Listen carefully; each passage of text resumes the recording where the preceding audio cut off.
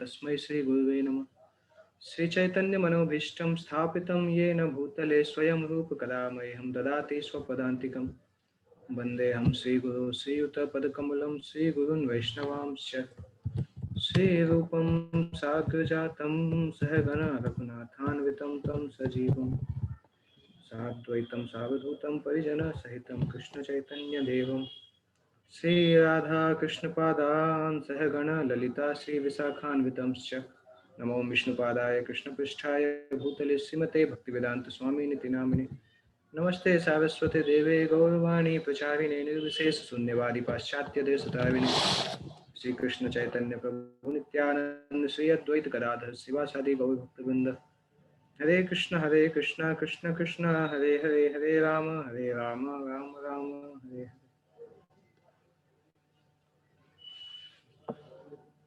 तो दिव्यराज प्रभु कहाँ तक हमने कंप्लीट किया था लास्ट वीक? प्रभु जी हरे कृष्णा। वो वाला वर्ष चल रहा था जिसमें वो यज्ञ करते हैं तो सब कुछ स्पिरिचुअल हो जाता है। 4.24। ओके, ये भी स्पिरिचुअल हो जाता है, सब कुछ हो बताया था आप। ओके 24 और शायद 25वां भी पढ़ा था शायद। कुछ योगी विभिन्न प्रकार के यज्ञों द्वारा देवताओं की पूजा करते हैं, कुछ परब्रह्म रूपी अग्नि में हाँ आहुति हाँ करते हैं। हाँ ये वाला भी 25वां हो गया। पढ़ लिया अपने 2 इसमें। ओके 26 से स्टार्ट करना है, 26 नंबर से। 26, 27, 28 ये तीनों श्लोक बहुत इंपॉर्टेंट भी हैं और कठिन भी हैं। कठिन इन द सेंस थोड़ा डीप अंडरस्टैंडिंग से समझना होगा। 26वां श्लोक बताता है किस प्रकार से अलग अलग आश्रम में जो लोग रहते हैं, जो साधक रहते हैं, वो किस तरह से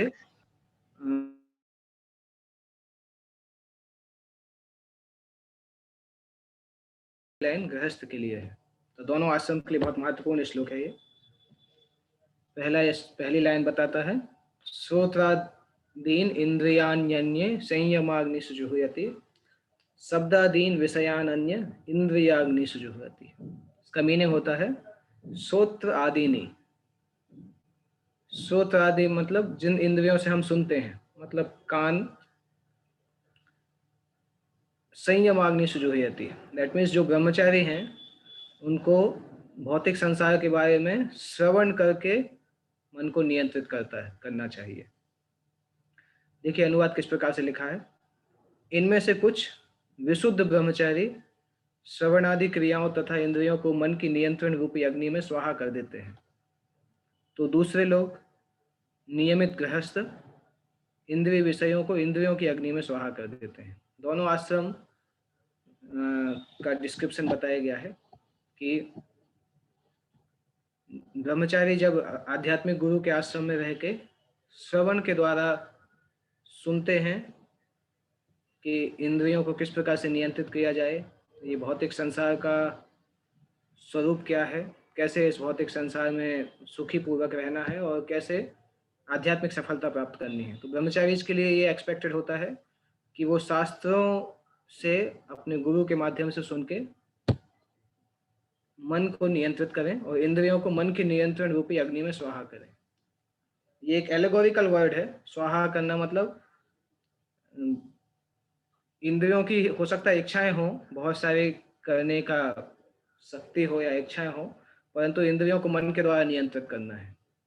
दैट मीन्स ब्रह्मचारी आश्रम में क्रियाएं करने पे फोकस नहीं किया जाता है, श्रवण करके समझने के ऊपर फोकस किया जाता है। और हम जानते भी हैं कि कई बार हम देख के सुनते हैं, उसके बाद फिर हम सुनते हैं, सुन के सबसे पहले सुन के समझ जाते हैं, उसके बाद देख के समझ जाते हैं, उसके बाद एक्सपीरियंस करके समझते हैं। तो जो ब्रह्मचारी हैं उनके लिए कर्तव्य दिया गया है कि वो आध्यात्मिक गुरु के मुख से सुन के इंद्रियों को मन के नियंत्रण में रखें या अनियमित सेंस ग्रेटिफिकेशन इंद्रियों के द्वारा नहीं करें, केवल सुन के वो इस चीज़ को रियलाइज करें। और गृहस्थ आश्रम में जो है इंद्रिय विषयों को इंद्रियों की अग्नि में स्वाहा करते हैं। गृहस्थ आश्रम में व्यक्ति इंद्रियों के विषयों को उपयोग कर सकता है, परंतु संयमित रूप से और शास्त्रों के अनुमोदन के अनुसार। ब्रह्मचारी आश्रम में केवल सुन के एक्सपीरियंस करना है, और उसके आधार पर एक्ट करना है। गृहस्थ आश्रम में थोड़ा सा हमें इंद्रियों के भोग या इंद्रियों के उपयोग करने की छूट दी जाती है, और वो छूट भी शास्त्र के आधार पर होती है। उस प्रकार से जो कार्य करते हैं वो भी धीरे धीरे इंद्रियों को नियंत्रित करते हैं। गृहस्थ के लिए क्या लिखा हुआ है? इंद्रिय विषयों को इंद्रियों की अग्नि में स्वाहा करते हैं। दैट मीन्स इंद्रिय और इंद्रिय विषयों को मिलाते हैं एक दूसरे से, परंतु शास्त्र के निर्देश के आधार पे। जैसे गृहस्थ आश्रम में दान देने का स्वभाव है, जो शास्त्रिक विधि है। दान देने से गृहस्थ जो है वो इस अनुभव को आता है कि वो जो भी धन कमाता है भगवान के लिए है, और वो धन का मालिक नहीं है, भगवान धन के मालिक है। तो इस प्रकार से उसकी इंद्रियां नियंत्रित हो जाती हैं। इसी तरह से गृहस्थ पति और पत्नी के बीच में जो शारीरिक संबंध बनते हैं वो भी केवल कृष्ण भक्त पुत्र की प्राप्ति के लिए बनते हैं। तो उसका जो काम भावना है वो भी नियंत्रित हो जाती है। और ब्रह्मचारी आश्रम में ये नियंत्रण केवल शास्त्रों से सुन के किया जाता है, गुरु से सुन के और शास्त्रों से सुन के ब्रह्मचारी करते हैं। ब्रह्मचारी एक्सपीरियंस नहीं करते हैं, एक्सपीरियंस करके शास्त्र के आधार पे उसको भोग करके जो सीखते हैं वो गृहस्थ आश्रम में होते हैं। इसका तात्पर्य भी बहुत महत्वपूर्ण है। मानव जीवन के चारों आश्रमों के सदस्य ब्रह्मचारी, गृहस्थ, वानप्रस्थ तथा सन्यासी पूर्ण योगी बनने के निमित्त हैं। मानव जीवन पशुओं की भांति इंद्रिय तृप्ति के लिए नहीं बना है। अतएव मानव जीवन के चारों आश्रम इस प्रकार व्यवस्थित हैं कि मनुष्य आध्यात्मिक जीवन में पूर्णता प्राप्त कर सके। सभी आश्रमों का उद्देश्य है कि व्यक्ति आध्यात्मिक जीवन में सफल हो सके। जैसे कि कई बार हम समझते हैं कि गृहस्थ आश्रम जो है वो अनरिस्ट्रिक्टेड एंजॉयमेंट के लिए है। शास्त्रों में ऐसा कभी नहीं दिया गया। जिस प्रकार से ब्रह्मचारी आश्रम जीवन की सफलता के लिए है, उसी तरह से गृहस्थ आश्रम भी जीवन की सफलता प्राप्त करने के लिए है। और ब्रह्मचारी आश्रम, गृहस्थ आश्रम दोनों का उद्देश्य होता है कि at the end of 50 years, 50 साल की उम्र होने के बाद तक हम वैराग्य को प्राप्त करके वानप्रस्थ आश्रम की तरफ जाए। गृहस्थों को भी इस प्रकार से अनुमति नहीं होती है कि वो पूरा जीवन घर में रहें और गृहस्थी के कार्य करते रहें। जब उनके बच्चे बड़े होके अपनी फैमिली में लग जाते हैं, उसके बाद गृहस्थों को वानप्रस्थ आश्रम स्वीकार करना होता है, क्योंकि ये सभी आश्रम इस प्रकार से व्यवस्थित किए गए हैं कि इनमें से व्यक्ति जाता है तो आध्यात्मिक जीवन में पूर्ण हो जाता है। कलयुग के प्रभाव के कारण ये सारे आश्रम छत विक्षत हो चुके हैं। इन आश्रमों के बारे में लोगों को पता भी नहीं है और उनकी ट्रेनिंग भी नहीं है इस प्रकार से। और श्रील प्रभुपाद चाहते थे इन चारों आश्रमों को और चारों वर्णों को फिर से स्थापित करना, क्योंकि ये समाज का आध्यात्मिक और सामाजिक वर्गीकरण बहुत आवश्यक है। श्रील प्रभुपाद जी बताते थे जब तक ये नहीं होगा तब तक मनुष्य समाज आध्यात्मिकता में बहुत स्ट्रांग प्रगति नहीं करेगा। इसलिए प्रभुपाद जी ने इस्कॉन के गोल में भी इस प्रकार से लिखा है कि हमें वर्ण और आश्रम की जो व्यवस्था वैदिक समय में उपलब्ध थी, उस व्यवस्था को फिर से प्राप्त करना है, फिर से पुनर्जीवित करना है। ब्रह्मचारी या शिष्यगण प्रामाणिक गुरु की देखरेख में इंद्रिय तृप्ति से दूर रहकर मन को वश में करते हैं। तो ब्रह्मचारी के लिए इंद्रिय तृप्ति अलाउड नहीं है, उसको इंद्रियों के बारे में सुन के मन को वश में करना है। वे कृष्ण भावनामृत से संबंधित शब्दों को ही सुनते हैं। श्रवण ज्ञान का मूल आधार है, अतः शुद्ध ब्रह्मचारी सदैव हरे नामानुकीर्तनम अर्थात भगवान के यश के कीर्तन तथा श्रवण में ही लगा रहता है। तो ब्रह्मचारी जब लगातार भगवान के यश कीर्तन में, भगवान के नाम कीर्तन में लगता है, तो उस नाम कीर्तन के द्वारा वो मन को नियंत्रित करता है। उसको इंद्रिय तृप्ति या इंद्रिय भोग में जाने की आवश्यकता नहीं होती है।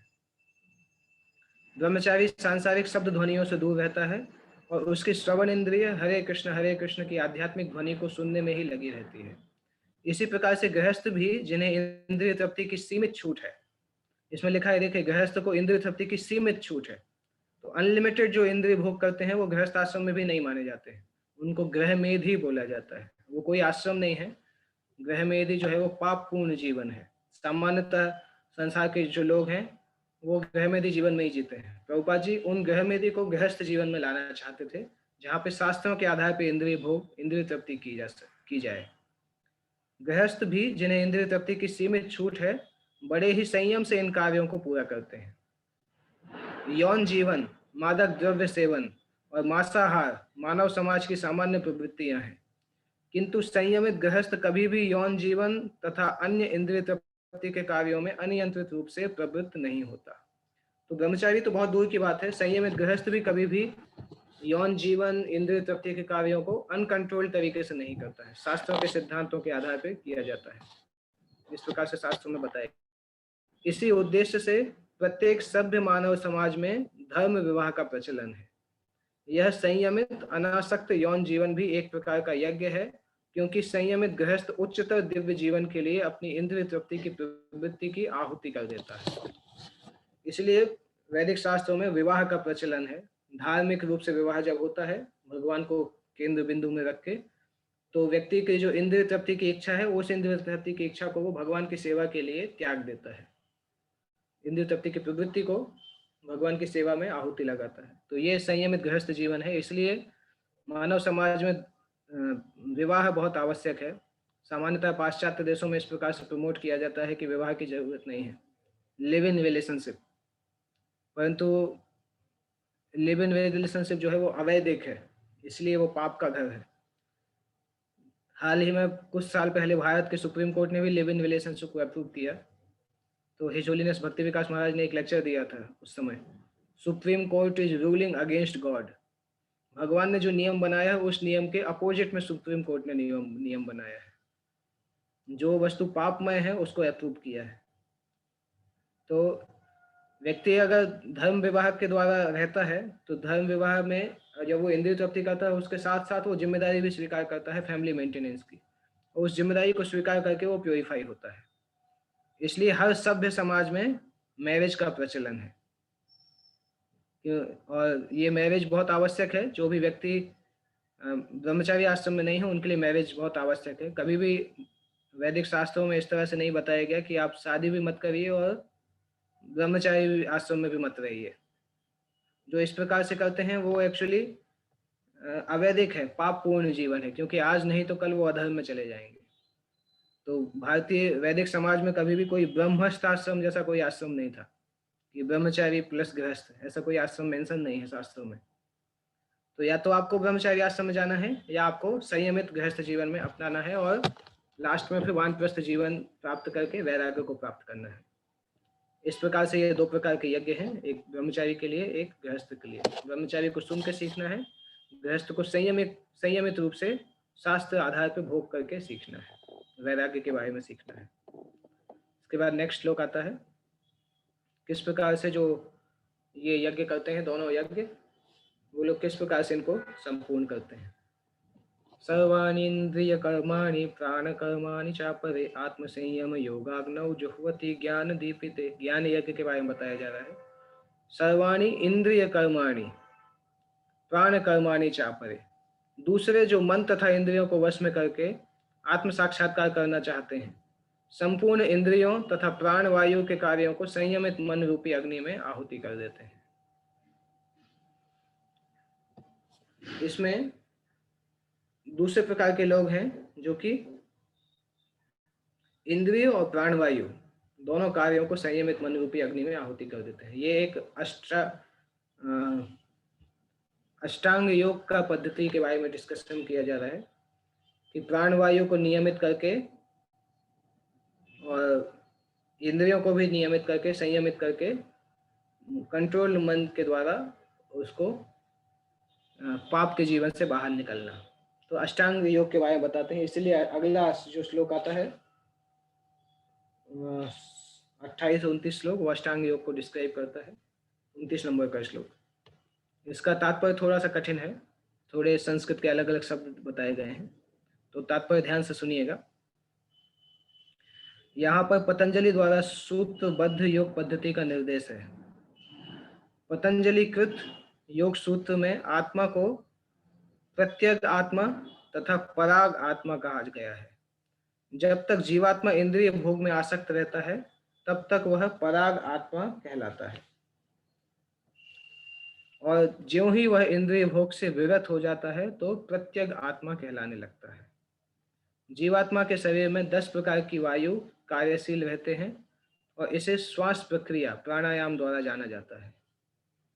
पतंजलि की योग पद्धति बताती है कि किस तरह शरीर के वायु के कार्यों को तकनीकी उपाय से नियंत्रित किया जाए, जिससे अंततः वायु के सभी आंतरिक कार्य आत्मा को भौतिक आसक्ति से शुद्ध करने में सहायक बन जाए। इस योग पद्धति के अनुसार प्रत्येक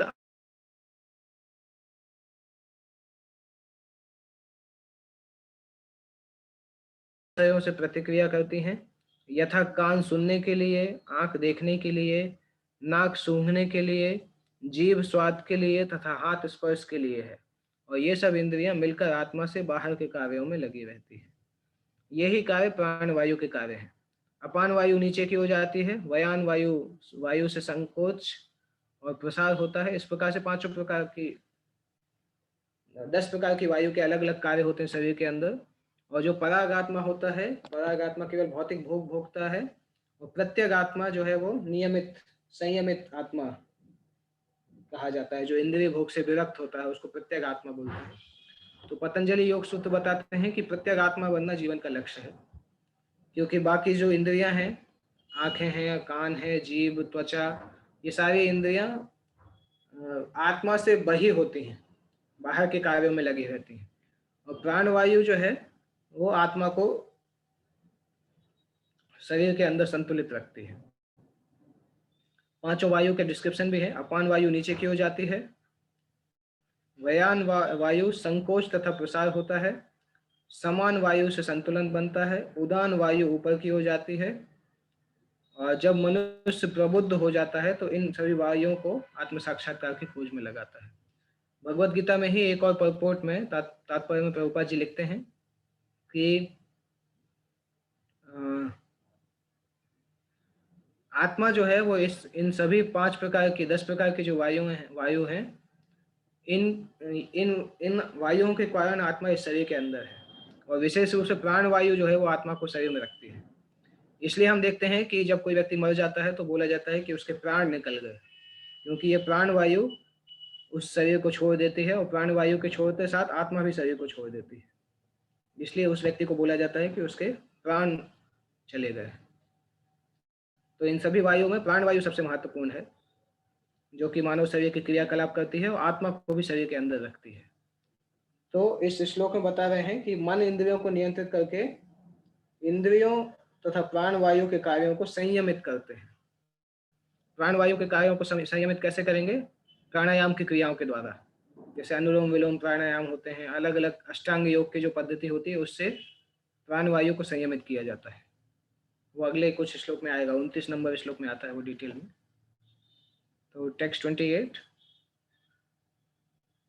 इसके 29 नंबर श्लोक में अष्टांग योग के बारे में बताने के पहले 28वें श्लोक में भगवान डिस्कस कर रहे हैं कि और कौन कौन से यज्ञ हो सकते हैं। और लास्ट में, इस सेक्शन के लास्ट में भगवान बताएंगे सभी यज्ञों में सबसे बड़ा यज्ञ होता है ज्ञान यज्ञ। और फिर इस अध्याय के लास्ट तक भगवान ज्ञान के यज्ञ के बारे में बताते हैं, ज्ञान के अनुशीलन के बारे में बताते हैं, उसके विभिन्न विभिन्न रिजल्ट किस प्रकार से करना है वो सब कुछ डिस्क्राइब करेंगे। तो ये सेक्शन और इसका नेक्स्ट सेक्शन जो है वो इस अध्याय के लास्ट सेक्शन है। उसके बाद ये अध्याय कंप्लीट हो जाता है। ज्ञान 43 श्लोक है इस अध्याय में, लगभग 42 या 43 श्लोक आते हैं। तो 28वां श्लोक इस प्रकार से है, द्रव्य यज्ञास्तपो यज्ञ योग यज्ञास्तथा परे स्वाध्याय ज्ञान यज्ञाश्च यतयः संस्थितव्रता। अलग अलग प्रकार के लोग यज्ञ करते हैं। द्रव्य यज्ञ का मतलब है संपत्ति का यज्ञ, मतलब संपत्ति का त्याग, संपत्ति के कुछ हिस्से भगवान को समर्पित करना। उसके बाद है तप यज्ञ, शारीरिक और मानसिक तपस्याओं के द्वारा यज्ञ करना। उसके बाद है योग यज्ञ, योग यज्ञ का मतलब है अष्टांग योग के द्वारा यज्ञ करना। उसके बाद है स्वाध्याय यज्ञ, शास्त्रों का अध्ययन, वेद अध्ययन करना। उसके बाद ज्ञान यज्ञ, दिव्य ज्ञान की प्रगति के लिए यज्ञ करना। ये सब अलग अलग यज्ञ हैं जो कि इस संसार में कठोर व्रत वाले लोग इन यज्ञों को करते हैं। कठोर व्रत अंगीकार करके कुछ लोग अपनी संपत्ति का त्याग करके, कुछ कठिन तपस्या द्वारा, कुछ अष्टांग योग पद्धति के अभ्यास द्वारा, अथवा दिव्य ज्ञान में उन्नति करने के लिए वेदों के अध्ययन द्वारा प्रबुद्ध बनते हैं। अलग अलग तरह के लोग अलग अलग प्रकार के कार्य करते हैं, यज्ञ करते हैं आध्यात्मिक जीवन में प्रगति के लिए। और इन सभी यज्ञों में ज्ञान यज्ञ जो है, जो लास्ट में बताया है, वो इम्पोर्टेंट है, सबसे इम्पोर्टेंट है। प्रभुपाद जी ने बहुत अच्छा तात्पर्य लिखा है इस श्लोक का। इन यज्ञों के कई वर्ग किए जा सकते हैं। बहुत से लोग विविध प्रकार के दान पुण्य द्वारा अपनी संपत्ति का यजन करते हैं। भारत में धनाढ्य व्यापारी या राजवंशी अनेक प्रकार की धर्मार्थ संस्थाएं खोल देते हैं, यथा धर्मशाला, अन्न क्षेत्र, अतिथिशाला, अनाथालय तथा विद्यापीठ। अन्य देशों में भी अनेक अस्पताल, बूढ़ों के लिए आश्रम तथा गरीबों को भोजन, शिक्षा तथा चिकित्सा की सुविधाएं प्रदान करने के दातव्य स्थान हैं। ये सब दान कर्म द्रव्यमय यज्ञ है। अन्य लोग जीवन में उन्नति करने अथवा उच्च लोकों में जाने के लिए चंद्रायण तथा चातुर्मास जैसे विविध तप करते हैं। इन विधियों के अंतर्गत कतिपय कठोर नियमों के अधीन कठिन व्रत करने होते हैं। उदाहरण के लिए चातुर्मास व्रत रखने वाला वर्ष के 4 मासों में जुलाई से अक्टूबर तक बाल नहीं कटाता, ना ही कतिपय खाद्य वस्तुएं खाता है और ना दिन में 2 बार खाता है, ना निवास स्थान छोड़कर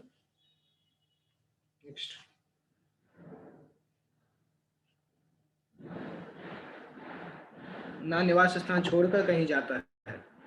जीवन के सुखों का ऐसा परित्याग तपोमय यज्ञ कहलाता है। कुछ लोग ऐसे भी हैं जो अनेक योग पद्धतियों का अनुसरण करते हैं, तो पतंजलि पद्धति अथवा हठ योग या अष्टांग योग का अध्ययन करते हैं। तो पहली कैटेगरी के लोग हैं द्रव्य यज्ञ करने वाले, मतलब जो अपने पैसे को दूसरे की सेवा में लगाते हैं। उनका उदाहरण प्रभुपाद जी ने दिया है। स्कूल बनाते हैं, गरीबों को भोजन खिलाते हैं, अनाथ आश्रम बनाते हैं, अतिथिशाला बनाते हैं, अन्न क्षेत्र बनाते हैं, धर्मशाला बनाते हैं। ये धर्म की संस्थाएं खोलते हैं अपने पैसे के द्वारा। तो ये द्रव्य यज्ञ कहलाता है कि जो भौतिक द्रव्य है, पैसा जो है, उसको दूसरे की सेवा में लगाते हैं। उसके ऊपर होता है तपो यज्ञ। लोग अलग अलग शारीरिक तपस्याएं करते हैं। चातुर्मास का इसमें उदाहरण दिया गया है। कुछ लोग ऐसे भी हैं जो योग यज्ञ करते हैं, मतलब पतंजलि योग, अष्टांग योग करते हैं। और कुछ इस तरह से लोग होते हैं। कुछ लोग समस्त तीर्थ स्थलों की यात्रा करते हैं। ये सारे अनुष्ठान योग यज्ञ कहलाते हैं, जो भौतिक जगत में किसी सिद्धि के लिए किए जाते हैं। कुछ लोग ऐसे हैं जो स्वाध्याय यज्ञ करते हैं। वैदिक साहित्य, उपनिषद, वेदांत सूत्र या सांख्य दर्शन के अध्ययन में अपना ध्यान लगाते हैं। ये स्वाध्याय यज्ञ कहलाता है, मतलब वेद शास्त्रों को पढ़ना, उसको स्वाध्याय यज्ञ बोला जाता है। और इसके ऊपर होता है ये स्वाध्याय और ज्ञान यज्ञ ऑलमोस्ट एक तरीके से है, शास्त्रों को पढ़ के ज्ञान प्राप्त करना, परंतु इन सभी के ऊपर होता है भगवत भक्ति, कृष्ण भक्त। भगवान कृष्ण भावनामृत जो है वो प्रभुपाद जी लास्ट में लिख रहे हैं, कृष्ण भावनामृत इनसे पृथक है क्योंकि यह परमेश्वर की प्रत्यक्ष सेवा है। इसे उपयुक्त किसी भी यज्ञ से प्राप्त नहीं किया जा सकता, अपितु भगवान तथा उनके प्रामाणिक भक्तों की कृपा से ही प्राप्त किया जा सकता है। इसलिए कृष्ण भावनामृत दिव्य है। तो कृष्ण भावनामृत द्रव्य यज्ञ से भी ऊपर है, तप यज्ञ से भी ऊपर है, योग यज्ञ से भी ऊपर है, स्वाध्याय ज्ञान यज्ञ से भी ऊपर माना जाता है। अभी नेक्स्ट श्लोक में बताएंगे अष्टांग योग या योग यज्ञ किस प्रकार से योगी लोग करते हैं। अपाने जुह्वति प्राणम प्राणे पानम तथा परे प्राणापान गति रुद्ध्वा प्राणायाम परायणा अपरे नियताहारा प्राणान प्राणेषु जुह्वति।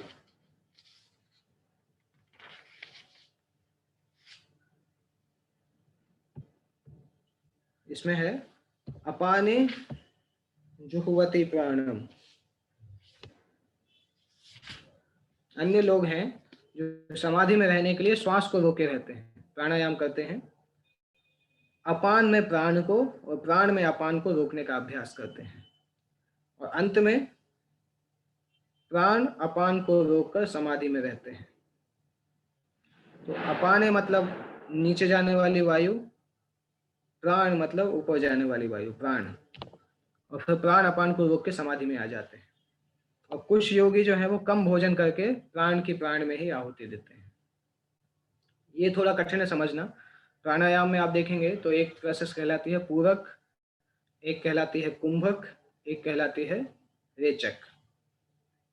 तो एक प्रोसेस में हम सांस को खींचते हैं, फिर उसके बाद कुछ देर रोकते हैं, उसके बाद छोड़ते हैं। तो इन 3 प्रोसेस को पूरक, रेचक और कुंभक कहा जाता है। तो जब कोई व्यक्ति समाधि में जाता है, इस प्राणायाम की ऊंची अवस्था में जाता है, तब वो धीरे धीरे सांस को लेना और छोड़ना की फ्रिक्वेंसी को कम करता जाता है। जैसे भागवत में हमने देखा था, ध्रुव महाराज जो थे वो पहले 3 दिन में सांस लेते थे, उसके बाद 6 दिन, फिर 9 दिन, फिर 12 दिन, इस प्रकार से धीरे धीरे उन्होंने सांस रोक लिया था। तो सांस को रोकने का मतलब है निम्नगामी वायु और उच्चगामी वायु दोनों को बैलेंस कर देना। तो ऐसे व्यक्ति फिर सांस नहीं लेते हैं, उनकी आयु भी बढ़ जाती है, क्योंकि मनुष्य की सांस फिक्स है, नंबर ऑफ ब्रेथ जो है वो फिक्स है। तो ऐसे व्यक्तियों की फिर उम्र बहुत बढ़ जाती है। ध्रुव महाराज के केस में हमने देखा था, जैसे ही उन्होंने सांस रोकना छोड़ा था तो पूरी धरती में हाहाकार हो गया था। तो अपान में प्राण को अभ्यास करते हैं, मतलब निम्नगामी वायु और उच्चगामी वायु को एक दूसरे में रोक देते हैं, और फिर लास्ट में दोनों को बैलेंस करके पूर्ण समाधि में चले जाते हैं। ऐसी समाधि में योगी लोग सांस भी नहीं लेते हैं, ऐसा लगता है कि उनकी मृत्यु हो गई है, परंतु सांस रोक लेते हैं वो। और इसके अलावा कुछ और योगी हैं जो प्राण की प्राण में आहुति देते हैं। प्राण की प्राण में आहुति देने का मतलब जिन वस्तुओं से प्राण रहता है शरीर में, उन वस्तुओं की आहुति कर देते हैं। जैसे भोजन अगर हम लेते हैं तो हमारे शरीर में प्राण रहेगा, अगर भोजन करना बंद कर दिया तो प्राण शरीर से चला जाएगा। तो ऐसे योगी भोजन भोजन करना धीरे धीरे कम करके फिर खत्म कर देते हैं। सांस लेने से प्राण रहता है, धीरे धीरे सांस लेना भी कम करके खत्म कर देते हैं। ये जो हम बात डिस्कस कर रहे हैं बहुत कठिन बात है। सामान्यतः कलयुग में इस प्रकार के योगी देखने नहीं मिलते, बहुत कम योगी हैं। हो सकता है हिमालय में कुछ इस प्रकार के योगी हों जो कि प्राण जिन जिन वस्तुओं से रहता है उन सभी वस्तुओं को आहुति लगा देते हैं। हालांकि एक अध्यात्म का प्रोसेस इसलिए भगवान डिस्क्राइब कर रहे हैं, परंतु कलयुग में इतना प्रैक्टिकल नहीं है ये इस प्रोसेस को करना। प्रभुपाद जी ने तात्पर्य में भी समझाया है। श्वास को रोकने की योग विधि प्राणायाम कहलाती है। प्रारंभ में हठ योग के विविध आसनों की सहायता से इसका अभ्यास किया जाता है। ये सारी विधियां इंद्रियों को वश में करने तथा आत्म साक्षात्कार की प्रगति के लिए संस्तुत की जाती हैं। इस विधि में शरीर के भीतर वायु को रोका जाता है, जिससे वायु की गति की दिशा उलट सके। अपान वायु निम्नगामी है और प्राण वायु ऊर्ध्वगामी है। प्राणायाम में योगी विपरीत दिशा में श्वास लेने का तब तक अभ्यास करता है जब तक दोनों वायु उदासीन होकर पूरक अर्थात सम नहीं हो जाती। जैसे कोई वायु, एक्चुअली इसको प्रैक्टिकल कैसे बताएं, जैसे एक बार हमने सांस को ऊपर खींचा, उसके बाद जब सांस को हम रोकते हैं तो सांस का जो क्रम है वो बदल जाता है, क्योंकि सामान्यतः प्राण वायु ऊपर आती है, अपान वायु नीचे जाती है, परंतु जब हम दोनों को रोक देते हैं तो दोनों की दिशा विपरीत होकर न्यूट्रलाइज हो जाती है। तो इस प्रोसेस के द्वारा व्यक्ति अपनी उम्र को भी बढ़ा सकता है, आध्यात्मिक शक्ति को भी बढ़ा सकता है। वही इसमें लिखा हुआ है, प्राणायाम में योगी विपरीत दिशा में श्वास लेने का तब तक अभ्यास करता है जब तक दोनों वायु उदासीन होकर पूरक अर्थात समान नहीं हो जाती। जब अपान वायु को प्राण वायु में अर्पित कर दिया जाता है तो इसे रेचक कहते हैं। जब प्राण तथा अपान वायुओं को पूर्णतया रोक दिया जाता है तो इसे कुंभक कहते हैं। कुंभक अभ्यास के द्वारा मनुष्य आत्मसिद्धि के लिए जीवन अवधि बढ़ा सकता है। कुंभक का मतलब दोनों वायुओं को रोक देना, सांस लेना बंद कर देना। बुद्धिमान योगी एक ही जीवन काल में सिद्धि प्राप्त करने का इच्छुक रहता है, वह दूसरे जीवन की प्रतीक्षा नहीं करता। कुंभक योग के अभ्यास से योगी जीवन अवधि को अनेक वर्षों के लिए बढ़ा सकता है, किंतु भगवान की दिव्य प्रेम भक्ति में स्थित रहने के कारण कृष्ण भावना भावित मनुष्य स्वतः इंद्रियों का नियंता जितेंद्रिय बन जाता है। उसकी इंद्रियां कृष्ण की सेवा में तत्पर रहने के कारण अन्य किसी कार्य में प्रवृत्त होने का अवसर ही नहीं पाती। फलतः जीवन के अंत में उसे स्वतः भगवान कृष्ण के दिव्य पद पर स्थानांतरित कर दिया जाता है। अतः वह दीर्घजीवी बनने का प्रयत्न नहीं करता है। सामान्यतः योगी दीर्घजीवी इसलिए बनने का प्रयत्न करता है क्योंकि वो ज्यादा समय तक साधना कर सके, परंतु कृष्ण प्रेम में जो भक्त डूबा हुआ है, कृष्ण के सेवा में जो भक्त है, उसको पता है कि मृत्यु के बाद वो भगवान कृष्ण के दिव्य पद पे जाएगा जीवन के अंत समय में। इसलिए वो कभी भी अपनी आयु को बढ़ाने का प्रयास नहीं करता है। जब तक उसका जीवन है भगवान की सेवा करता है, वो जीवन खत्म होने के बाद वो भगवान के धाम में वापस जाता है। भगवद गीता में इसको समझाया जाता है, माम चयो व्यभिचारेण भक्ति योगेन सेवते सगुणान समतीत्यैतान ब्रह्म भूयाय कल्पते। जो व्यक्ति मेरी अव्यभिचारिणी भक्ति में लगता है निश्चल भक्ति में लगता है। व्यभिचारी का मतलब होता है, व्यभिचारी जो है वो सदाचारी का अपोजिट है। तो व्यभिचारी का मतलब होता है ऐसा व्यक्ति, अगर पुरुष के लिए अगर देखेंगे तो व्यभिचारी मतलब ऐसा व्यक्ति जिसका बहुत बहुत सारी महिलाओं के साथ, अपनी पत्नी के अलावा और अन्य महिलाओं के साथ शारीरिक संबंध होता है। और अगर पत्नी के केस में अगर देखा जाए तो व्यभिचारी का मतलब होता है जिसके अपने पति के अलावा बहुत सारे पुरुषों से संबंध रहता है। तो यहाँ पे जो लिखा है अव्यभिचारी, अव्यभिचारी मतलब जिस व्यक्ति का केवल अपने एक ही व्यक्ति के साथ संपर्क होता है। दैट मीन्स भगवान यहाँ पे बता रहे हैं जो व्यक्ति केवल मेरी भक्ति करता है। ऐसा नहीं कि शिवरात्रि आया तो शंकर जी की पूजा चालू हो गई, फिर गणेश जी की पूजा चालू हो गई, फिर काली की पूजा चालू हो गई, कार्तिकेय की पूजा चालू हो गई। अलग अलग समय में अलग अलग सबको भगवान मानते हैं, सबकी पूजा करते हैं। वो भगवान यहाँ पे नहीं बोल रहे, इसीलिए लिखा है अव्यभिचारी। अव्यभिचारी भक्ति मतलब उसका आश्रय केवल एक होता है, अलग अलग सबके पास उनकी पूजा करने के लिए नहीं जाते हैं। तो भगवान बता रहे हैं ऐसा व्यक्ति जो मेरी निश्चल भक्ति करता है और भक्ति योग के द्वारा मेरी सेवा करता है, वो सभी गुणों को लांघ कर ब्रह्म भूयाय, 3 गुणों के ऊपर ब्रह्म की अवस्था को प्राप्त करता है। और जो नेक्स्ट पार्ट बताया गया है कि कुछ योगी कम भोजन करते हैं, वो भी कृष्ण भावनामृत में नेचुरल होता है, क्योंकि कृष्ण प्रसाद को जब भक्त खाता है तो धीरे धीरे उसका भौतिक स्वाद से मन भर जाता है, फिर वो कृष्ण प्रसाद को ही स्वीकार करता है। जैसे कोई भक्त है, उसको अगर आप बहुत बड़े रेस्टोरेंट में ले जाएं, 5 स्टार रेस्टोरेंट में ले जाएं, तब भी उस भक्त को कुछ खाने की इच्छा नहीं होती, क्योंकि उसका क्राइटेरिया फिक्स है कि भगवान कृष्ण के प्रसाद जो है उसी को मैं ग्रहण करूंगा। तो कृष्ण के प्रसाद को खाते खाते उसका इंद्रियों के भोग या जीव के भोग की इच्छा खत्म हो जाती है। इंद्रिय निग्रह के मामले में कम भोजन करना अत्यंत लाभप्रिय होता है, और इंद्रिय निग्रह के बिना भव बंधन से निकल पाना संभव नहीं है। इसके बाद अगले श्लोक में भगवान यज्ञ का फल बताते हैं। जो लोग इन सभी प्रकार के यज्ञों को करते हैं उनकी किस प्रकार से प्रगति होती है। सर्वेप्येते यज्ञविदो यज्ञक्षपित कल्मषा यज्ञशिष्टामृत भुजो यान्ति ब्रह्म सनातनम। इस प्रकार के सभी यज्ञ जो हैं, यज्ञों के अर्थ को अगर लोग जानते हैं तो पाप कर्म से मुक्त हो जाते हैं। ये सभी यज्ञ करने वाले यज्ञों का अर्थ जानने के कारण पाप कर्मों से मुक्त हो जाते हैं और यज्ञों के फल रूपी अमृत को चखकर परम दिव्य आकाश की ओर बढ़ते जाते हैं।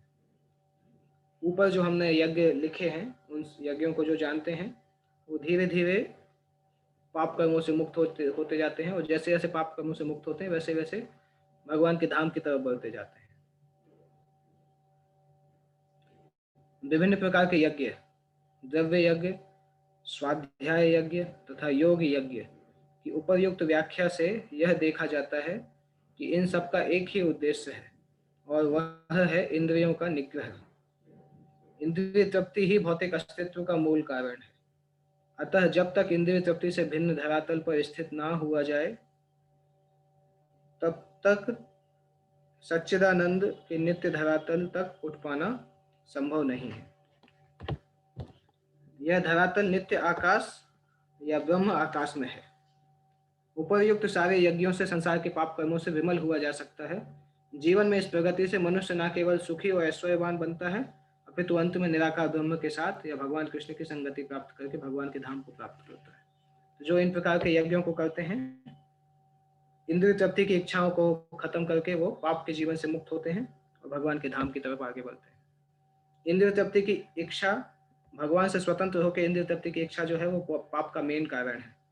उस कारण से जो बाहर आ जाता है वो भगवत धाम की तरफ, आध्यात्मिक जीवन की तरफ आगे बढ़ता जाता है।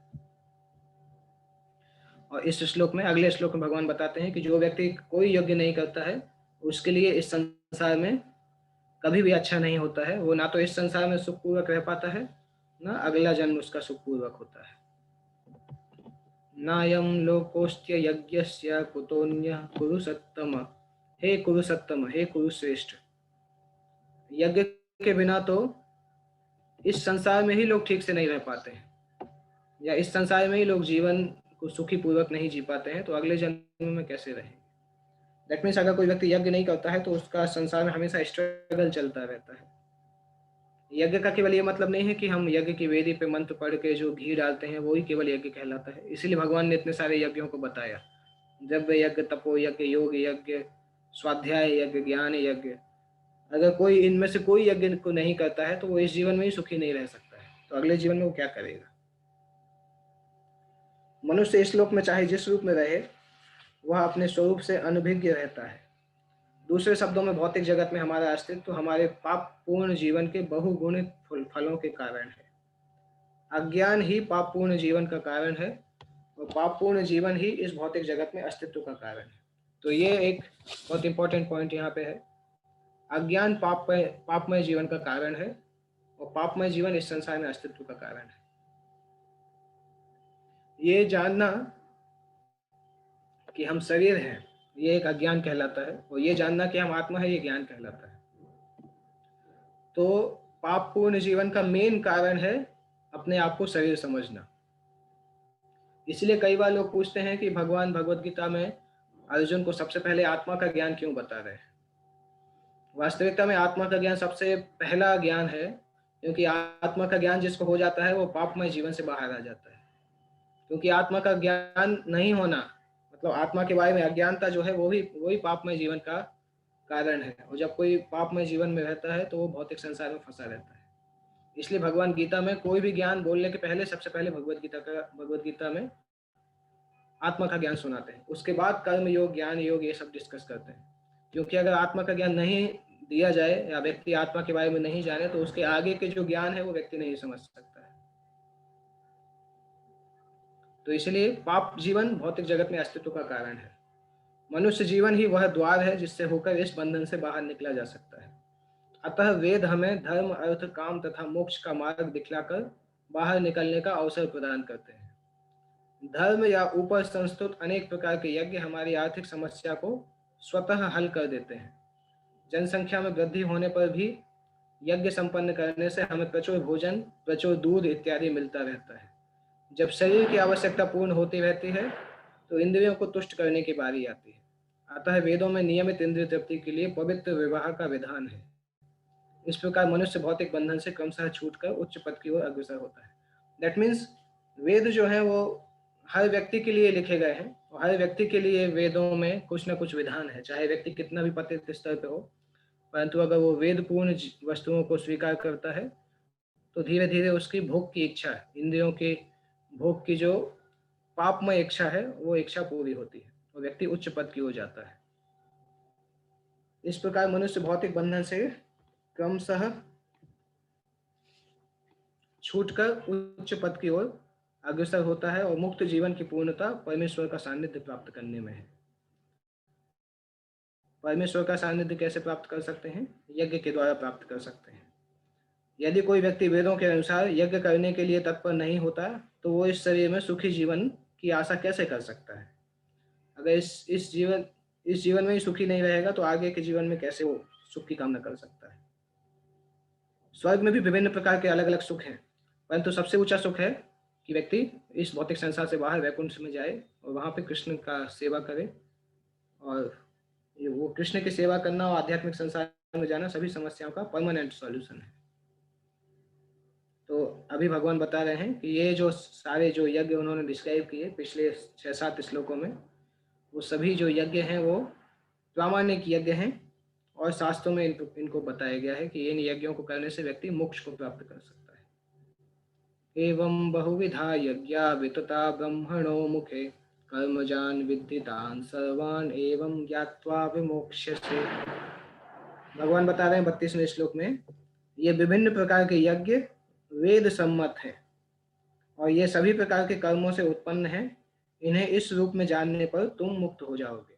सारे यज्ञों के बारे में जो जानता है और यज्ञों को करता है वो मुक्ति की प्राप्ति करता है। जैसा कि पहले बताया जा चुका है, वेदों में कर्ता के भेद के अनुसार विभिन्न प्रकार के यज्ञ हैं। जो जैसा व्यक्ति है उसके लिए उसके लेवल का यज्ञ है। जैसे जो जिस क्लास में होता है उसके लिए एग्जामिनेशन या उसका कोर्स उसी तरह से होता है। उसी प्रकार से चूंकि यज्ञ वेदों में दिए हैं और वेद माँ के समान है, तो वेदों में कर्ता जो है, करने वाला जो है, उसकी स्थिति के आधार पर यज्ञों का समागम किया जाता है। चूंकि लोग देहात्म बुद्धि में लीन हैं, अतः इन यज्ञों की व्यवस्था इस प्रकार की गई है कि मनुष्य उन्हें अपने शरीर, मन तथा बुद्धि के अनुसार संपन्न कर सके, किंतु देह से मुक्त होने के लिए ही इन सब का विधान है। इसकी पुष्टि भगवान ने यहाँ पे अपने श्री मुख से की है। इन यज्ञों को जो जानता है वो करता है, धीरे धीरे वो मुक्ति की तरफ आगे बढ़ता है। और इन सभी यज्ञों में भक्ति सर्वश्रेष्ठ है, और भक्तिदायक जो ज्ञान है वो ज्ञान सर्वश्रेष्ठ है। इसलिए भगवान यहाँ पे सभी यज्ञों में सब सर्वश्रेष्ठ ज्ञान यज्ञ को बोल रहे हैं। नेक्स्ट श्लोक जो है इंपॉर्टेंट श्लोक है। नेक्स्ट श्लोक के बाद हम नेक्स्ट वीक करेंगे, क्योंकि उससे थीम बदल जाती है, नेक्स्ट सेक्शन चालू होता है।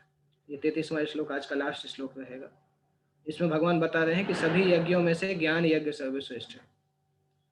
श्रेयान् द्रव्यमयाद्यज्ञात् ज्ञान यज्ञः परन्तपः सर्वं कर्माखिलं पार्थ ज्ञाने परिसमाप्यते।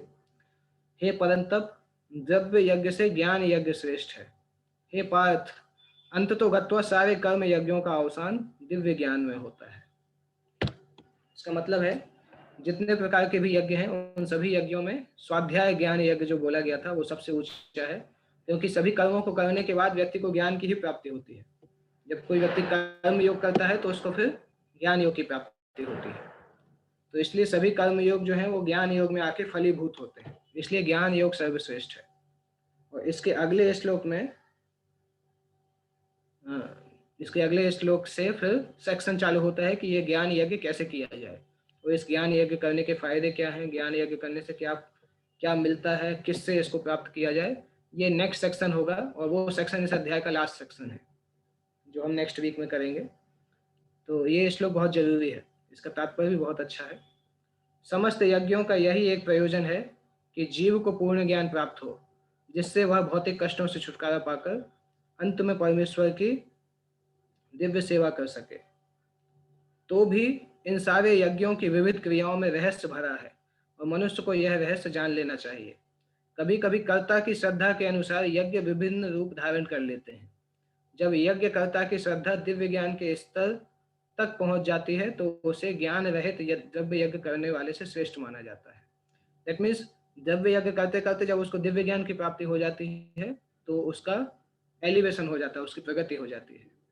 क्योंकि ज्ञान के बिना यज्ञ भौतिक स्तर पर रह जाते हैं, उनसे कोई आध्यात्मिक लाभ नहीं हो पाता। यथार्थ ज्ञान का अंत कृष्ण भावामृत में होता है, जो दिव्य ज्ञान की सर्वोच्च अवस्था है। ज्ञान की उन्नति के बिना यज्ञ मात्र भौतिक कर्म बना रहता है, किंतु जब उसे दिव्य ज्ञान के स्तर तक पहुंचा दिया जाता है तो ऐसे सारे कर्म आध्यात्मिक स्तर प्राप्त कर लेते हैं। चेतना भेद के अनुसार ऐसे यज्ञ कर्म कभी कभी कर्म कांड कहलाते हैं और कभी कभी ज्ञान कांड कहलाते हैं। तो इस श्लोक से पता चलता है कि द्रव्य यज्ञ, योग यज्ञ, स्वाध्याय यज्ञ, ज्ञान यज्ञ, इन सभी में सर्वश्रेष्ठ है ज्ञान यज्ञ। और अगला जो श्लोक आता है 34वां श्लोक, वो श्लोक बताता है कि ये दिव्य ज्ञान किस प्रकार से प्राप्त करना चाहिए, कैसे लोगों से प्राप्त करना चाहिए। 34वां श्लोक बहुत फेमस श्लोक भी है, प्रभुपाद जी इसको कई बार कोट करते हैं। तद्विद्धि प्रणिपातेन परिप्रश्नेन सेवया उपदेक्ष्यन्ति ते ज्ञानम ज्ञानिनस्तत्त्वदर्शिनः। ये हम नेक्स्ट वीक डिस्कस करेंगे, श्लोक 34 से लेके इस अध्याय के लास्ट तक ऑलमोस्ट। किसी को कोई प्रश्न पूछना है आज के टॉपिक से रिलेटेड तो पूछ सकते हैं, कोई अगर प्रश्न है किसी को। ये टॉपिक एक्चुअली थोड़ा सा टेक्निकल टॉपिक था और इसके बाद शायद इतना टेक्निकल टॉपिक फिर से नहीं आएगा। ये कुछ कुछ कठिन टॉपिक है भगवद गीता के, इनको एक्सप्लेन करना भी थोड़ा डिफिकल्ट होता है। ओके, एक प्रश्न है। यस शिवानंद। हाँ ये प्रोग्राम चालू कर। तो इसमें जैसे जो योग के बारे में जैसे बताया गया, तो अभी जैसे जो पतंजलि योग विधि अगर कोई करते हैं, हालांकि मुश्किल है बहुत ज्यादा, बट जैसे हम देखते हैं कि कुछ लोग बहुत सालों तक खाते नहीं है, मतलब ऐसे भी कुछ लोग हैं योगी लोग, तो क्या वो इसी भक्ति को ही फॉलो करते हैं या फिर that is only the bodily शारीरिक स्तर पर ही है हम माने? लास्ट में मुझे क्लियर नहीं हुआ आपने क्या पूछा, जस्ट लास्ट में। जैसे कुछ योगी होते हैं ना प्रभु, आपने सुना होगा कि 27 साल हो गए कुछ खाया नहीं है, उनको रूम पे रखे साइंटिस्ट वो भी करते हैं कि क्या होती है, तो अभी उनके बारे में क्या मतलब कैसे उनको समझे, वो बॉडी शारीरिक स्तर पर ही है या आध्यात्मिक स्तर पर, मतलब वो कैसे समझेगा हम उसको? शरीर के स्तर से तो ऊपर है, उनको एक्चुअली क्या है, ज्ञान के स्तर पे बोला जा सकता है, जो कि अपने श्वास को रोकते हैं और श्वास को रोक के शरीर को नियंत्रित करते हैं। तो जो जो हमने डिस्कस किया था ना, योग यज्ञ, सामान्यतः जो योगी इस प्रकार से होते हैं वो योग यज्ञ की स्थिति में होते हैं। योग यज्ञ मतलब अष्टांग योग की अवस्था में होते हैं, क्योंकि अष्टांग योग में प्राणायाम होता है और प्राणायाम के द्वारा श्वास को रोक लिया जाता है। श्वास को रोक के वो निश्चल हो जाते हैं, कई कई सालों तक जीवित रहते हैं। जैसे हिमालय में परम पूज्य श्री राधानाथ स्वामी महाराज एक बाबा से मिले थे, क्या नाम था उनका, कैलाश बाबा। 700 साल उनकी उम्र थी, 700 ईयर्स, और देखने में लगता था कि 50-60 साल के होंगे। तो वो इसी प्रकार के योगी थे। अष्टांग योग को उन्होंने सिद्ध करके रखा था, वो जब चाहते थे तभी सांस लेते थे। तो इस प्रकार से लोग अपनी उम्र बढ़ाते हैं। बहुत कम लोग हैं, परंतु तब भी लोग हैं इस प्रकार से जो योग यज्ञ कर सकते हैं, अष्टांग योग को पालन कर सकते तो हैं। रोज उसका फायदा क्या हुआ? अगर प्राण को रोक के रखा हमने तो फिर उससे तो हम तो यही मटेरियल लेवल पे ही रहेंगे ना, तो फिर ऐसे चीजों को शास्त्र में वर्णन है क्यों किया गया है कि प्राण वायु को रोक के रखना? क्योंकि रोक के रखेंगे तो ऑब्वियसली हम तो इसी मतलब मटेरियल वॉल्यूम में ही रहेंगे ना, तो फिर ऐसी चीजें क्यों दी गई शास्त्र में? नहीं, योग रोक के रखने का ये मतलब नहीं कि मटेरियल वर्ल्ड में रहेंगे। वो लोग अपनी सांस को रोक के इसलिए रखते हैं जिससे वो ज्यादा साधना कर सके। जैसे अभी किसी के पास मान लो 100 साल है, अगर वो सांस को रोकेगा तो हो सकता है 200 साल तक जिएगा, और वो अपनी साधना तो करते रहते हैं, आध्यात्मिक साधना करते हैं। दैट मीन्स वो टाइम को बढ़ा देते हैं जिससे उनको प्रैक्टिस का मौका मिले, ज्यादा मौका मिले। जैसे आपका एग्जामिनेशन अगर 1 हफ्ते बाद होने वाला है और आपको कुछ मौका मिल जाए कि 1 महीने का आपको वो पोस्टपोन होगा एग्जाम, या कुछ ऐसा हो जाए कि आपका एग्जाम 1 महीने और पीछे चला जाए, तो आपको मौका मिल जाएगा तैयारी करने का। तो वो लोग सांस को रोक के ज्यादा समय प्राप्त करते हैं जिससे कि मृत्यु से जीत सके। Okay, thank you. Okay, next प्रश्न है कि ज्ञान यज्ञ और स्वाध्याय यज्ञ दोनों में कुछ अंतर है या दोनों सेम है? यहाँ पे गीता में जो श्लोक में डेफिनेशन दी गई है ऑलमोस्ट दोनों को सेम बनाया गया है, क्योंकि स्वाध्याय मतलब वेदों का अध्ययन, और जब व्यक्ति स्वाध्याय करता है तो ज्ञान प्राप्त होता है, तो दोनों को सेम बोला गया है। और दूसरा प्रश्न है, ध्रुव महाराज ने अष्टांग योग किया था और उन्होंने भगवान विष्णु की भक्ति की थी, भगवान विष्णु का दर्शन मिला था, तो उन्होंने भक्ति योग नहीं किया था। एक्चुअली पहले के समय में अष्टांग योग कोई अलग से ऐसा योग नहीं है, अष्टांग योग करते समय भी लोग भक्ति करते थे। अष्टांग योग सामान्यतः अपने मन नहीं, सामान्यतः अपनी इंद्रियों को और अपनी ब्रीदिंग को, श्वास को रोकने के लिए सभी लोग करते थे। भागवत में तो डिस्क्रिप्शन आता है, पृथु महाराज ने भी किया था, ध्रुव ने भी किया था। तो वो ऐसी प्रोसेस है कि ऐसा नहीं कि भक्ति योगी उसको नहीं करते हैं, भक्ति योगी भी उसको करते हैं, परंतु ध्रुव महाराज जब करते थे तो अष्टांग योग करते करते वो अपने श्वास को रोकते थे और फिर ओम नमो भगवते वासुदेवाय मंत्र के ऊपर ध्यान करते थे, मंत्र का जप करते थे और ध्यान करते थे। तो भक्ति योगी जब अष्टांग योग करते हैं तो भगवान को देखने का प्रयास करते हैं, परंतु जो सामान्य लोग जो भक्त नहीं रहते हैं, जब वो अष्टांग योग करते हैं तो वो समाधि में निराकार ब्रह्म का दर्शन करते हैं। तो ऐसा नहीं कि ध्रुव महाराज ने भक्ति नहीं किया, भक्ति योग की स्थिति तक आने के लिए वो अष्टांग योग का सहारा लेते हैं। ओके, नेक्स्ट प्रश्न है मयंक प्रभु, आप अनम्यूट करके पूछ सकते हैं। हरे कृष्ण प्रभु, दंडवत प्रणाम प्रभु। हाँ प्रभु, मेरा ये प्रश्न है कि जैसे आपने इसमें लास्ट में परपट में लिखा हुआ था कि सारे जो लोग मतलब है उसमें से ज्ञान का श्रेष्ठ है, क्योंकि वो फिर मटेरियल ले जाते हैं, जैसे मतलब अब मैं ही हो गया और दूसरे हो गया क्या, लेकिन वो करते करते वो एलिवेट हो सकते हैं क्या? मतलब at the position of knowledge क्या वो धीरे धीरे एलिवेट होंगे, एटलीस्ट अब मैं करते हुए जिसको ज्ञान नहीं है, क्या ऐसा हो सकता है क्या प्रभु? हाँ, सामान्यतः यज्ञ जो है वो धीरे धीरे एलिवेशन प्रोसेस में आते हैं। कोई भी कर्म यज्ञ जो है वो आगे जाके ज्ञान यज्ञ तक पहुंच सकते हैं, परंतु उनकी प्रोग्रेस डिपेंड करती है कि उनको गाइड किस प्रकार से मिलता है। अगर वो अपनी स्पीड से ही करते हैं तो उनको कई जन्म भी लग सकते हैं। अगर कोई उनको प्रामाणिक गाइड मिलता है, टीचर मिलता है या गुरु मिलता है, तो वो उनको गाइड करके फास्ट स्पीड में कर सकते हैं। नहीं तो सामान्यतः कर्म योग जो है वो ज्ञान योग में आगे आगे पहुंचता है कुछ लाइफ टाइम के बाद। प्रभु ये जैसे आपने पतंजलि सिस्टम का किया था, उसके बारे हाँ में प्रभुपाद जी 6 चैप्टर में असल में परपट में लिखते हैं कि असल में जो उसका जो पर्पस होता है वो वही होता है, लाइक टू नो अब कॉन्स्टिट्यूशनल पोजीशन हाँ। व्हिच इज नथिंग बट चेतोदर्पण, लाइक हम्म, वो लिखते हैं। तो उन लोगों का भी मतलब ऐसा रहता है कि क्वेश्चन इस तरीके से है कि जैसे वो लोग का मटेरियल एक्टिविटीज को सीज कर लेते हैं जंगल में जाके सब करके, तो उसके बाद फिर जब वो रियलाइज कर लेते हैं 400 फॉर्म को, तो हम्म, डिवोशनल प्रैक्टिस स्टार्ट होता है। तो क्या हाँ। आम जो हम जैसे लोग हैं जिनको बहुत कठिन होता है मतलब साधना भक्ति में, क्या उनके लिए हम्म। बहुत आसान हो जाएगा क्योंकि वो मटेरियल डिजायर से फ्री होंगे, या वो सब होगा, या उनकी भी स्थिति हमारी जैसी होती है? नहीं, एक्चुअली वो जो प्रोसेस है, अष्टांग योग की प्रोसेस, वो प्रोसेस प्रैक्टिकली कलयुग में पॉसिबल नहीं है। प्रैक्टिकल सेंस में देखा जाए वो सभी के लिए कठिन है। हम्म, साधना भक्ति अगर हमें कठिन लगती है तो साधना हम्म, भक्ति उसकी तुलना में बहुत बहुत आसान है, हाँ, क्योंकि अष्टांग योग के टीचर्स ही नहीं है अवेलेबल। और हम्म, दूसरा, अगर बिना टीचर के हम केवल बुक से करते हैं तो अष्टांग योग में प्राण वायु जो है वो मेरुदंड के पास में आके फंस जाती है, उससे व्यक्ति की मृत्यु भी हो सकती है।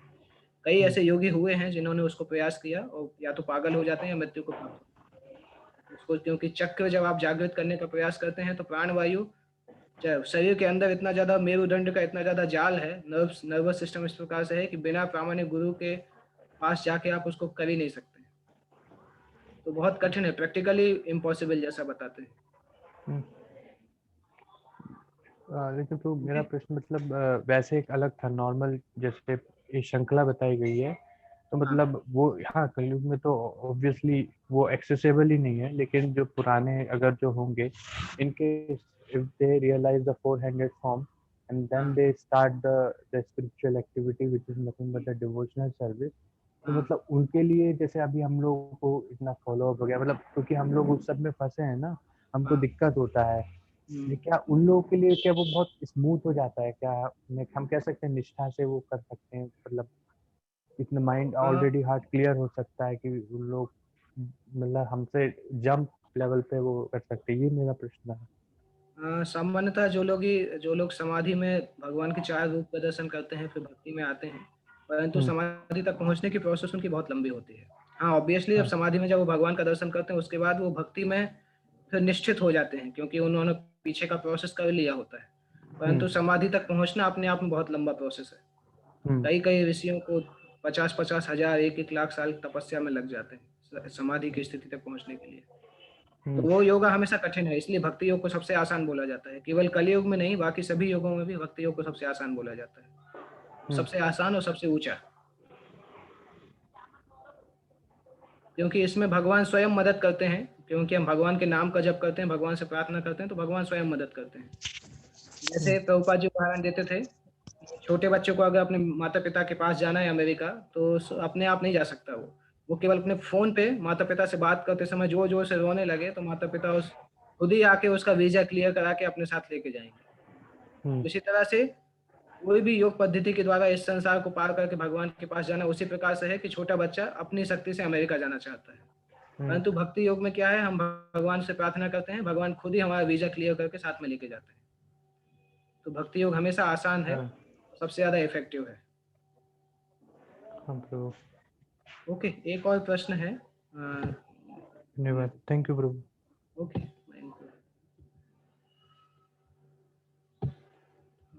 एक प्रश्न और आया था, जस्ट मिनट।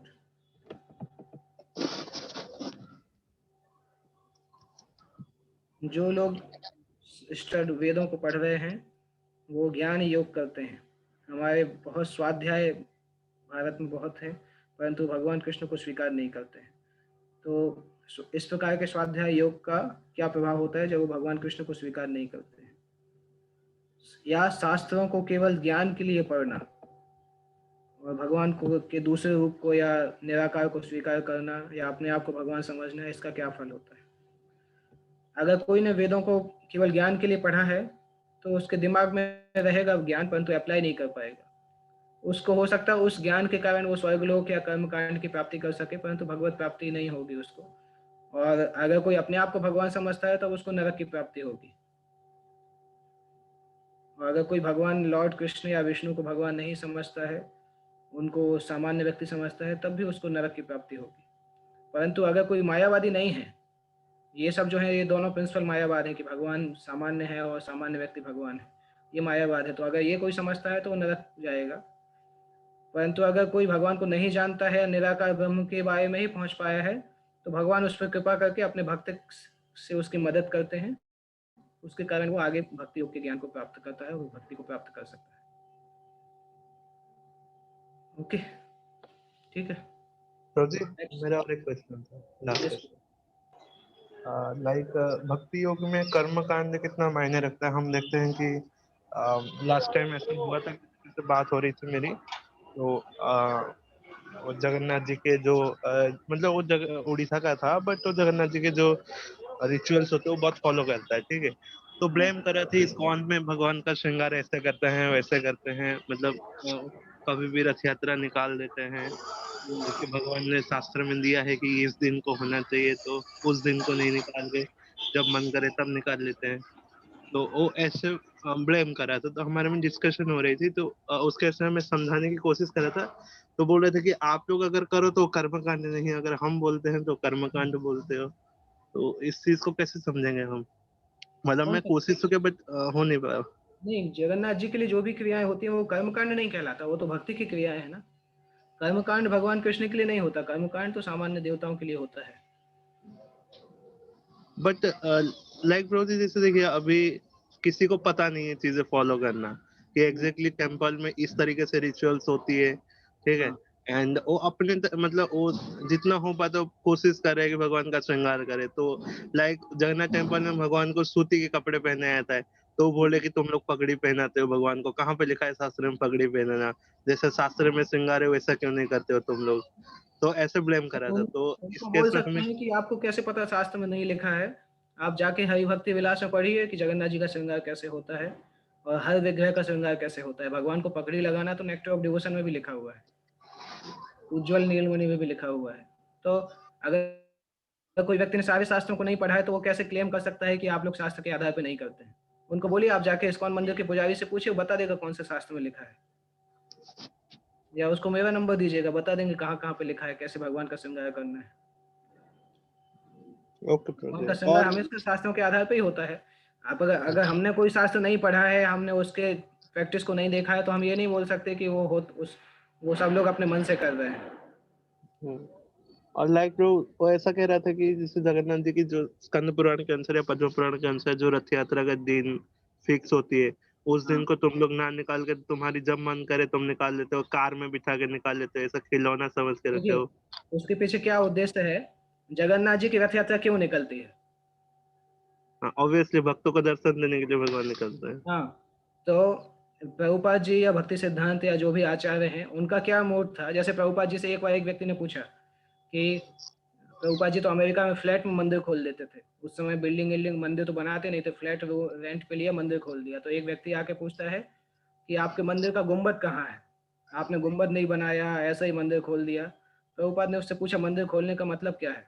मंदिर खोलने का मतलब गुंबद बनाना है कि प्रचार करना है? उसने बोला प्रचार करना। तो उन्होंने बोला तो फिर अभी पाश्चात्य देशों में कोई सिद्धांत ही नहीं है कि मंदिर कैसे होता है, क्या होता है, भगवान को ही नहीं जानते हैं, और यहाँ पे आप बोलोगे कि पहले गुंबद बनाओ उसके बाद प्रचार करो। प्रचार सबसे जरूरी है, कलयुग में प्रचार सबसे जरूरी है। प्रचार के लिए हम चीजों को कुछ जो डिटेल्स हैं उसको हम फॉलो नहीं करते। उसका ये मतलब नहीं कि हम ये बोलते हैं कि नहीं उस दिन कर ही नहीं सकते हैं, परंतु अलग अलग दिन करेंगे तो पाश्चात्य देशों में अलग अलग दिन करने से ज्यादा लोगों के पास पहुंचा जा सकता है।